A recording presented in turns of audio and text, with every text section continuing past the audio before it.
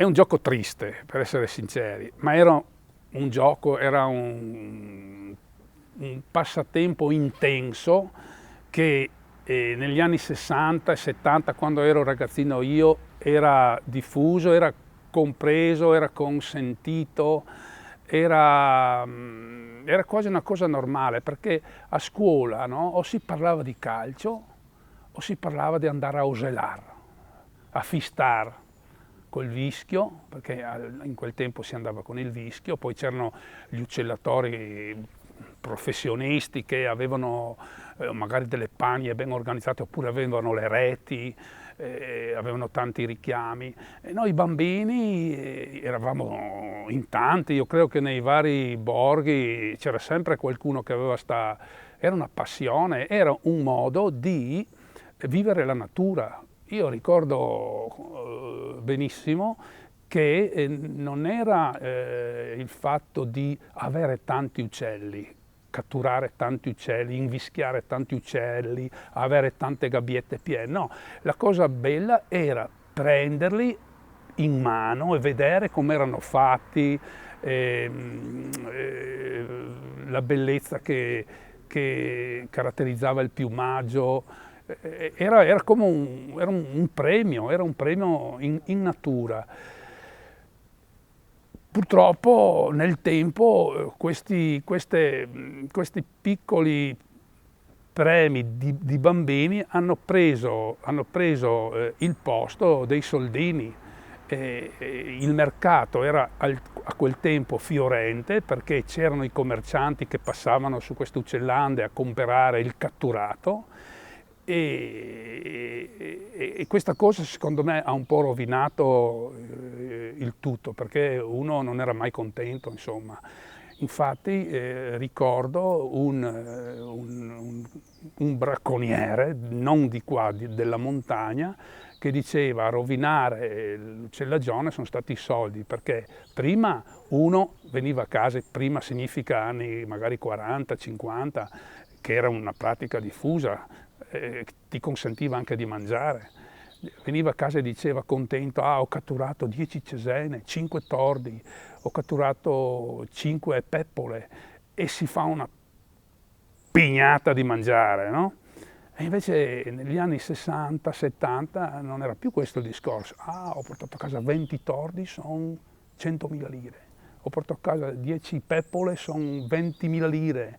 E cominciavano a venire fuori i soldi, no? Quindi panie o reti sempre più grandi, catture sempre più frequenti, tecnologia sempre più avanzata per cercare di catturare molto e far soldi. Ecco, questo non è una cosa che ho constatato anch'io, però era un'affermazione che facevano proprio i cacciatori e anche altre persone che vivevano così, che vivevano in ambiente.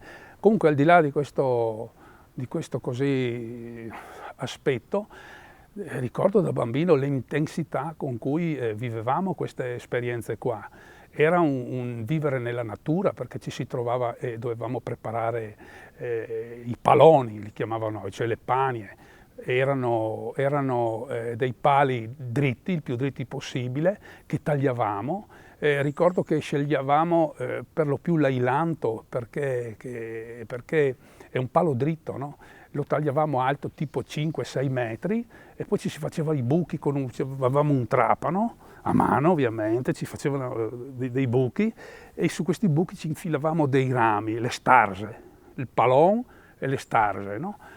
E queste starse, questi rami di 1,5 metri circa, su questi rami venivano fatte delle incisioni, no? Li chiamavamo i tapi, fatti tapi. Erano praticamente dei solchi fatti con la lama, e dove poi si infilava dentro le viscae, i rametti invischiati. No? Avevamo questo pezzo di nylon rigido, duro, oppure un pezzo di pelle. Si mettevano dentro questi rametti, un mazzetto lungo circa così, un mazzetto così, magari 100-150, invischiate, venivano chiuse dentro questa roba ed erano tutte appiccicate tra di loro, quindi dovevamo tenere in mano per scaldarle, che il vischio si mollasse, e poi si sfilavano fuori e venivano messe dentro su queste starge al mattino presto. E lì, anche lì era un'avventura, perché ci si dava appuntamento tipo alle 5 di mattina, eravamo ragazzini, e, i nostri genitori non avevano sicuramente il pensiero di chiederci dove andate, sapevano, e non c'erano insomma dei rischi particolari, si andava tranquilli. E si partiva con questo asse di legno con la maniglia che aveva dei chiodi piantati e le gabbiette, perché andavamo in bicicletta, ovviamente eravamo ragazzini e avevamo tipo una decina di richiami, una decina di specie di uccelletti. Ricordo il ciufolotto, una cattura ambita che scendeva dalle montagne, tipicamente degli ambienti prealpini e alpini, delle peccete, quindi dei boschi di conifera e non solo, anche di faggio. Comunque scendeva qualche soggetto in migrazione e questo veniva catturato anche col richiamo fatto di persona, fischiando.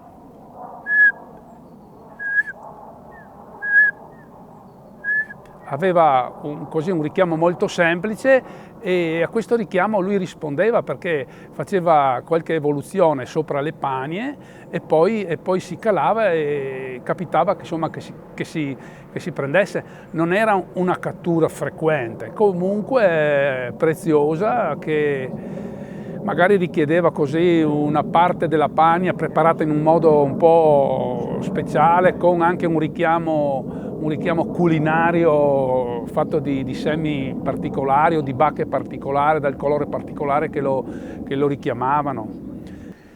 E andavamo lì su questi paloni, su questi pali messi distesi, a prepararli, a caricarli di questi rametti, no? E per poi alzarli, metterli in piedi, avevano un perno, si mettevano in piedi su un altro palo basso piantato, no? Si legava e si andava a nascondersi, si preparava un rifugio fatto di frasche in genere, a qualche decina di metri dal posto, e lì stavamo ore al freddo a battere i piedi, a cercare di scaldarci in qualche modo e ad aspettare che i richiami che mettevamo sotto, quindi le specie di cui ho parlato, ma ce n'erano alcune decine di specie, poi chi era un professionista ne aveva tante. Aspettavamo di sentire che partivano col canto, perché significava che stava arrivando, stava passando qualcosa. Questa cosa si faceva in autunno, e nel periodo migratorio autunnale, no? Quando c'è tutto il flusso migratorio degli uccelli che va giù da nord verso l'Africa, verso i paesi del Medio Oriente, e noi li intercettavamo e li catturavamo, insomma. Noi ragazzini in realtà catturavamo poco, perché non avevamo né l'abilità né le possibilità delle persone adulte che erano più preparate, insomma.